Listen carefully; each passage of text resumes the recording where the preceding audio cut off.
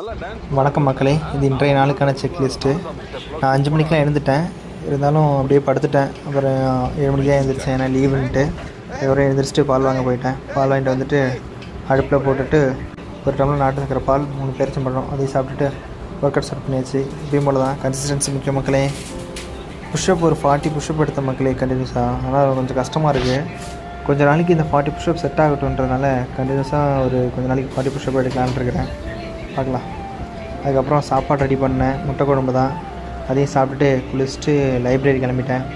நம்ம நண்பி ஒருத்தவங்க கால் பண்ணியிருந்தாங்க, அவங்ககிட்ட பேசிக்கிட்டே தான் லைப்ரரியும் போயிட்டேன். அதுக்கப்புறம் அங்கே போயிட்டு கிளாஸ் தான் அட்டன் பண்ணுற மாதிரி இருந்துச்சு. கிளாஸ் அட்டன் பண்ணேன். அது முடிச்சுட்டு கொஞ்ச நேரம் ரிவிஷன் நடந்துச்சு. திரும்பவும் வந்துட்டு சாப்பாடு தான், முட்டை குழம்பு சாப்பிட்டுட்டு திரும்பவும் லைப்ரரிக்கு போயிட்டேன். லைப்ரரி போயிட்டு ரிவிஷன் பண்ணேன். இடையில தூக்கமும் வந்துச்சு. அதுக்கப்புறம் ஒரு 4 மணிக்கு போல் வீட்டுக்கு கிளம்பிட்டேன். வீட்டுக்கு வந்துட்டு டீயை போட்டு குடிச்சிட்டு மெரினா பீச்சுக்கு போகலாம் வாடான்னு தம்பியை கூப்பிட்டேன், ஆனால் அவன் வரல. அதுக்கப்புறம் நான் தனியாக கிளம்பிட்டேன். போகும்போது இந்த ட்ரெயின், நம்ம தோனி, சஞ்சு சாம்சன் ஃபோட்டோஸ்லாம் பார்த்தேன். அதுக்கப்புறம் பீச்சுக்கும் போயிட்டேன். நல்லா இருந்துச்சு. ஆனால் என்ன, கொஞ்சம் கூட்டம் அதிகமாக இருந்துச்சு. கூட்டம் அதிகமாக இருந்தாலே பிடிக்காது மக்களே.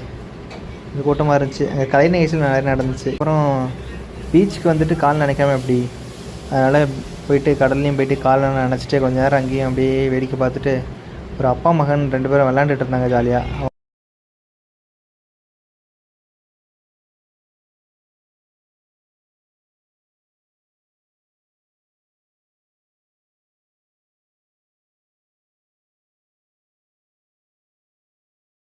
நடப்பதெல்லாம் நன்மைக்கு நண்பர்களே. பாய், டாட்டா.